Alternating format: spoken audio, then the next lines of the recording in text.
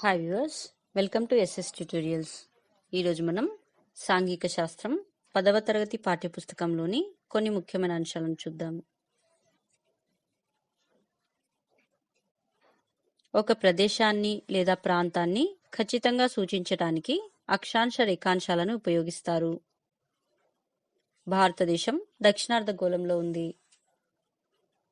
భారతదేశం 8 డిగ్రీల నుండి 50 డిగ్రీల ఉత్తర రేఖాంశాల మధ్య, 68 డిగ్రీల దక్షిణ మరియు 9 డిగ్రీల తూర్పు అక్షాంశాల మధ్య ఉంది.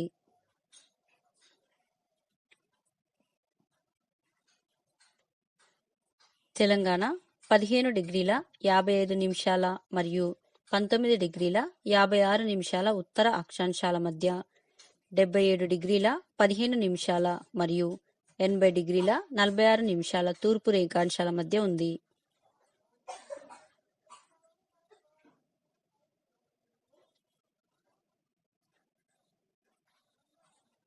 భారతదేశానికి 82 డిగ్రీల 30 నిమిషాల తూర్పు రేఖాంశాన్ని ప్రామాణిక రేఖాంశంగా పరిగణిస్తారు. ఇది అలహాబాద్ గుండా పోతుంది. భారతదేశ ప్రామాణిక కాలమానానికి గ్రీన్విచ్ ప్రామాణిక కాలమానానికి తేడా 5:30 గంటలు. ప్రపంచ భూభాగమంతా 2 ప్రధాన భూఖండాల నుంచి ఏర్పడ్డాయి. అవి అంగారా భూమి, గోండ్వానా భూమి.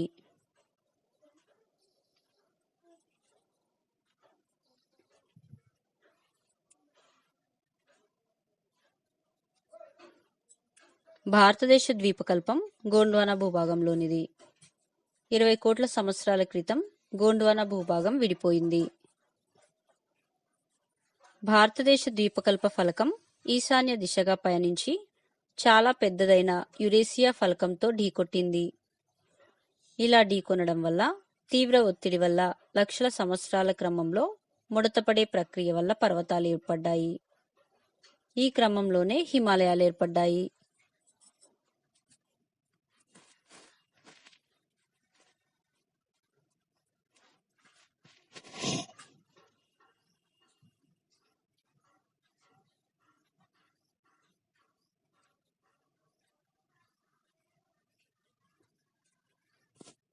హిమాలయాలు 20 కోట్ల సంవత్సరాల క్రితం ఏర్పడగా, వేట సేకరణపై ఆధారపడిన తొలి మానవులు 5 లక్షల సంవత్సరాల క్రితం భూమి మీద ఆవిర్భవించారు. ముఖ్యమైన భౌగోళిక స్వరూపాలు: 1 హిమాలయాలు, 2 గంగా సింధు నదీ మైదానం, 3 ద్వీపకల్ప పీఠభూమి, 4 తీర ప్రాంత మైదానాలు, 5 ఎడారి ప్రాంతం, 6 దీవులు.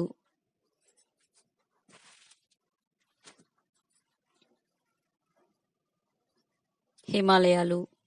హిమాలయ పర్వతాలు పడమర నుంచి తూర్పుకి 2400 కిలోమీటర్ల పొడవున విస్తరించి ఉన్నాయి. హిమాలయాలు పశ్చిమ ప్రాంతంలో 500 కిలోమీటర్ల వెడల్పు ఉండగా, మధ్య తూర్పు ప్రాంతాలలో 200 కిలోమీటర్ల వెడల్పుతో ఉంటాయి.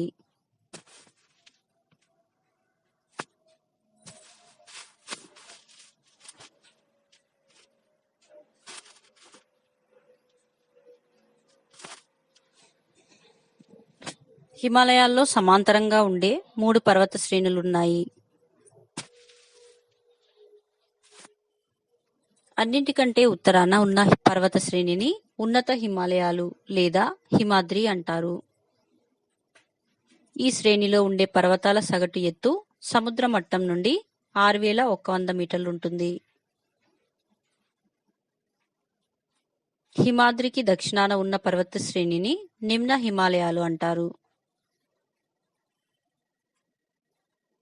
ఈ శ్రేణి బాగా ఎగుడు దిగుడులతో ఉంటుంది. ఇక్కడ బాగా ఒత్తిడికి గురైన రాళ్లుంటాయి.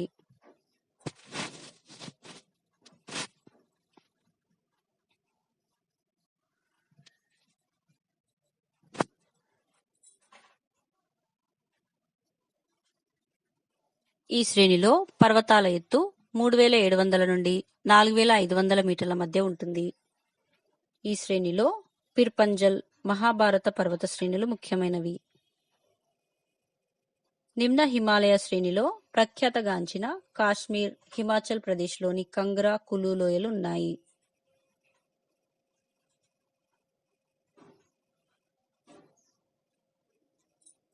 సిమ్లా, ముస్సోరీ, నైనితాల్, రాణిఖేత్ వంటి విడిది ప్రాంతాలకు, సతత హరిత అరణ్యాలకు ఈ శ్రేణి ప్రఖ్యాతగాంచింది.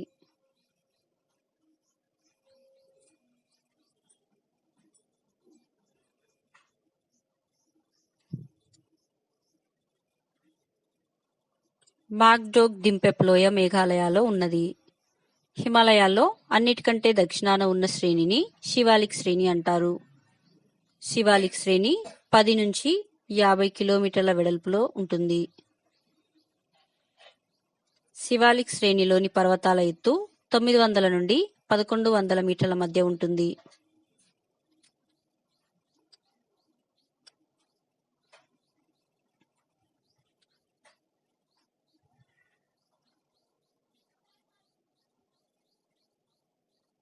శివాలిక్ శ్రేణిని జమ్మూ ప్రాంతంలో జమ్మూ కొండలని, అరుణాచల్ ప్రదేశ్లో మిష్మి కొండలు అని, అసోంలో కచార్ కొండలని పిలుస్తారు. నిమ్న హిమాలయాలు, శివాలిక్ శ్రేణుల మధ్య ఉండే లోయలను డూన్లు అంటారు.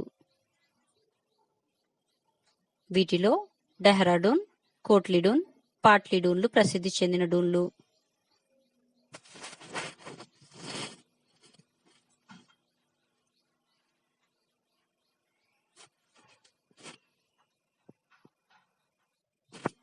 హిమాలయాలకు తూర్పు వైపున సరిహద్దుగా బ్రహ్మపుత్ర లోయ ఉంది.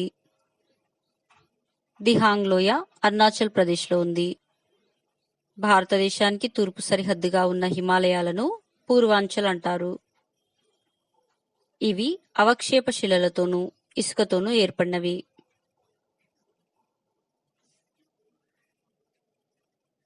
ప్రాంతీయంగా పూర్వాంచల్ పర్వతాలను పాట్కాయ్ కొండలు, నాగా కొండలు, మణిపురి కొండలు, ఖాసీ కొండలు, మిజో కొండలు అంటారు.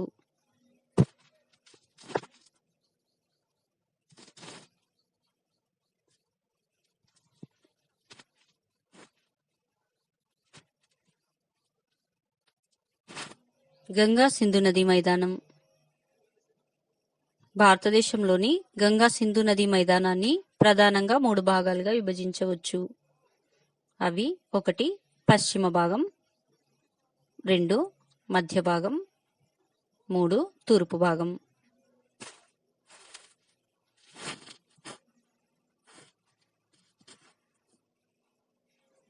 పశ్చిమ భాగం.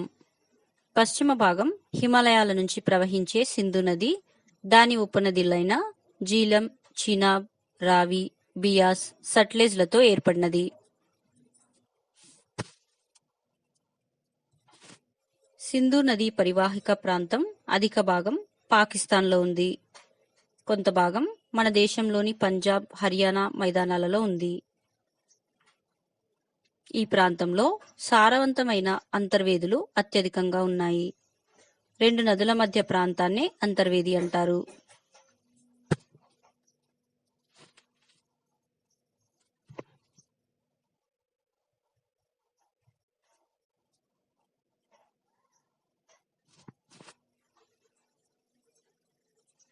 మధ్యభాగం. మధ్యభాగం గంగా మైదానంగా ప్రఖ్యాతి పొందింది. ఘగ్గర్ నది నుంచి తీస్తా నది వరకు విస్తరించి ఉంది. ఈ భాగం ఉత్తరప్రదేశ్, బీహార్, హర్యానా, జార్ఖండ్, పశ్చిమ బెంగాల్లో ఉంది. ఇక్కడ గంగా, యమునా నదులు, వాటి ఉపనదులైన సోన్, కోసి వంటివి ప్రవహిస్తున్నాయి.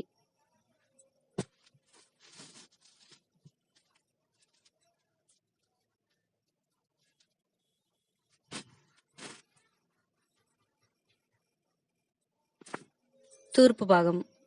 తూర్పు భాగం ప్రధానంగా అస్సోంలోని బ్రహ్మపుత్ర లోయలో ఉంది. ఇది ప్రధానంగా బ్రహ్మపుత్ర నది వల్ల ఏర్పడింది. శివాలిక్ పర్వతాల పాదభాగంలో ఉన్న 8 నుండి 16 కిలోమీటర్ల సన్నటి మేఖలను బాబర్ అంటారు. ఇది బాగా సఛిద్రంగా ఉండి చిన్న నదులు, వాగులు ప్రవహించుట వల్ల చిత్తడి నేలలు ఏర్పడతాయి.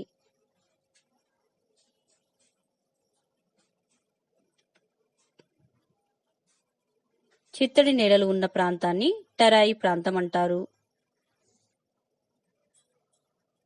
భారతదేశ విభజన సమయంలో వలస వచ్చిన వాళ్ల కోసం టెరాయి ప్రాంతంలోని చాలా వరకు అడవులను తొలగించి వ్యవసాయ భూముల కింద మార్చారు.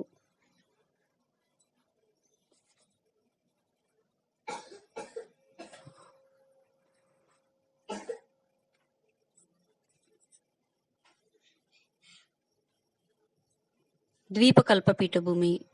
భారతదేశ పీఠభూమిని దానికి 3 వైపులా సముద్రాలు ఉన్నాయి కాబట్టి ద్వీపకల్ప పీఠభూమి అని కూడా అంటారు.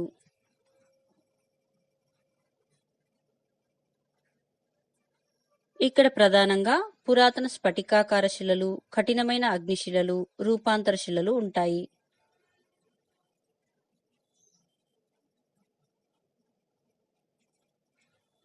ఈ పీఠభూమికి పడమర అంచున పడమటి కనుమలు, తూర్పు అంచున తూర్పు కనుమలు ఉన్నాయి.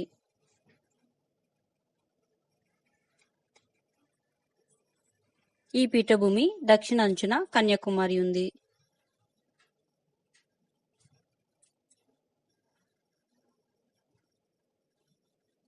ద్వీపకల్ప పీఠభూమిని ప్రధానంగా 2గా విభజిస్తారు. అవి 1 మాల్వా పీఠభూమి, 2 దక్కన్ పీఠభూమి.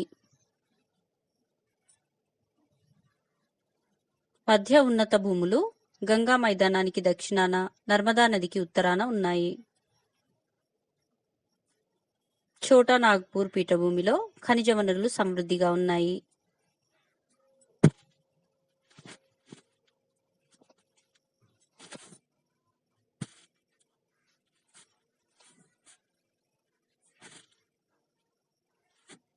నర్మదా నది దక్షిణాన ఉన్న త్రిభుజాకార ప్రాంతాన్ని దక్కన్ పీఠభూమి అంటారు. సాత్పురా పర్వతాలు దక్కన్ పీఠభూమికి ఉత్తర సరిహద్దుగా ఉన్నాయి. మహదేవ్, కైమూర్, మైకాల్ శ్రేణులు దక్కన్ పీఠభూమికి తూర్పు అంచుగా ఉన్నాయి. దక్కన్ పీఠభూమికి పశ్చిమ కనుమలు పశ్చిమ సరిహద్దుగా, తూర్పు కనుమలు తూర్పు సరిహద్దుగా ఉన్నాయి.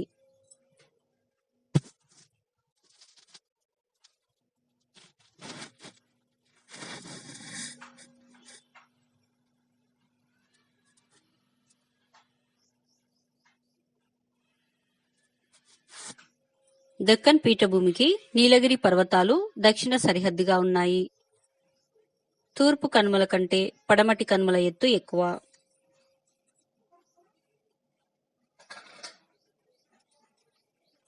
దక్కన్ పీఠభూమి పడమటి నుంచి తూర్పుకు వాలి ఉంటుంది.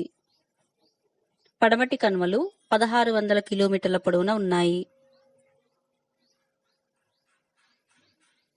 గూడులూరు వద్ద నీలగిరి పర్వతాలు పడమటి కనుమలను కలుస్తాయి.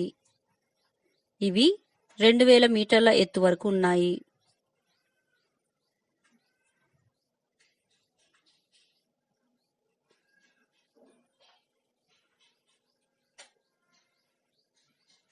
ఉదగమండలం నీలగిరి పర్వతాలలో ఉంది. దీనినే ఊటీ అంటారు. నీలగిరి పర్వతాలలో ఎత్తైన శిఖరం దొడబెట్ట.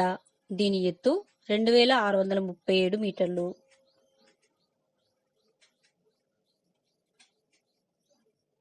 దక్షిణ భారతదేశంలో ఎత్తైన శిఖరం అన్నామలై కొండలలోని అన్నైముడి శిఖరం. దీని ఎత్తు 2690 మీటర్లు. తమిళనాడులోని పళనికొండ, కేరళలోని అనైముడి కొండ, కార్డమాం కొండలు పడమటి కనుమలలో ఉన్నాయి.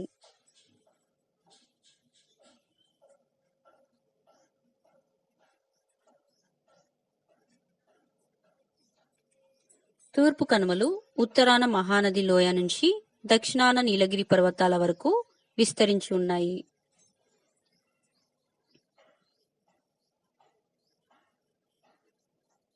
పశ్చిమ కనుమలలో పుట్టిన కృష్ణ, గోదావరి నదులు బంగాళాఖాతంలో కలుస్తాయి. తూర్పు కనుమల సగటు ఎత్తు 900 మీటర్లను మించదు.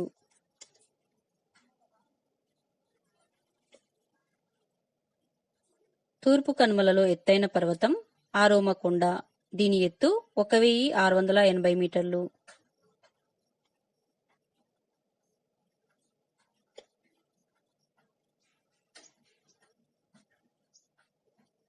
ఆరోమకొండ ఆంధ్రప్రదేశ్లోని చింతపల్లి దగ్గర ఉంది. నల్లమల, వెలికొండ, పాలకొండ, శేషాచలం వంటివి తూర్పు కనుమలలోని భాగాలు. థార్ ఎడారి ఆరావళి పర్వతాల వర్షాఛాయ ప్రాంతంలో థార్ ఎడారి కలదు. థార్ ఎడారిలో సంవత్సర వర్షపాతం 100 నుంచి 150 మిల్లీమీటర్ల మధ్య ఉంటుంది.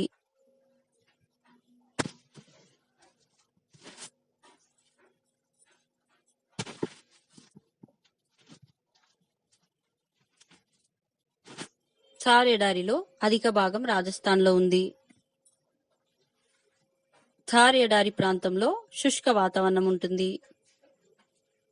థార్ ఎడారి ప్రాంతంలో ఉన్న ఒకే ఒక్క నది లూని నది. దేశంలో అత్యంత పొడవైన కాలువ ఇందిరాగాంధీ కాలువ. దీని పొడవు 650 కిలోమీటర్లు. ఈ కాలువ థార్ ఎడారికి నీళ్లు అందిస్తుంది.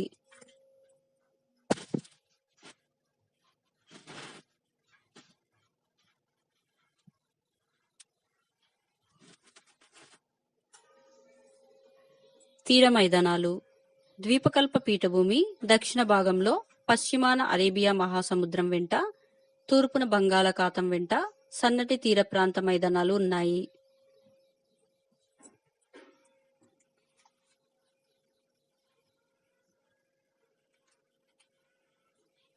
పడమటి తీర మైదానం రాన్ ఆఫ్ కచ్ వద్ద మొదలయ్యి కన్యాకుమారి వరకు ఉంటుంది.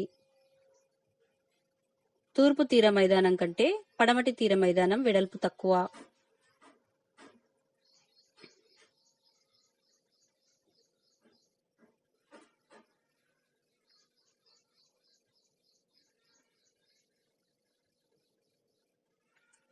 తూర్పు కొంకన్ తీర ప్రాంతం. ఇది ఉత్తర భాగం. ఇది మహారాష్ట్ర, గోవాలలో విస్తరించి ఉంది. కెనరా తీర ప్రాంతం. ఇది మధ్య భాగం. ఇది కర్ణాటకలో ఉంది. మలబార్ తీర ప్రాంతం. ఇది దక్షిణ భాగం. ఇది కేరళ రాష్ట్రంలో ఉంది.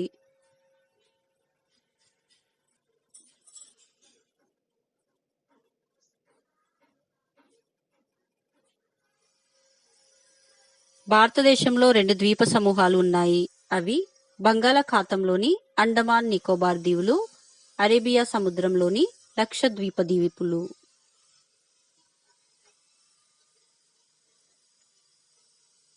మయన్మార్ కొండలు ఆర్కన్ యోమా నుంచి మొదలుకొని సముద్రంలో మునిగిన పర్వతాలలో సముద్రం నుంచి పైకి వచ్చిన శిఖర ప్రాంతాలే అండమాన్ నికోబార్ దీవులు.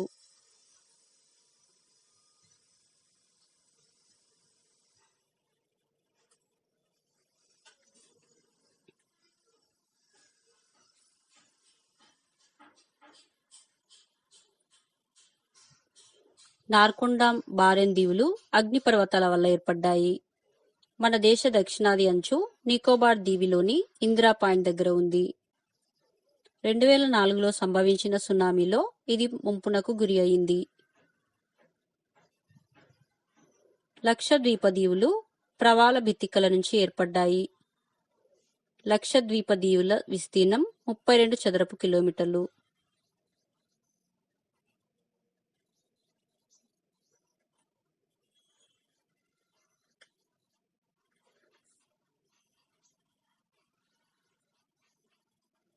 Thank you for watching my videos. If you like my videos, please subscribe my YouTube channel and share them.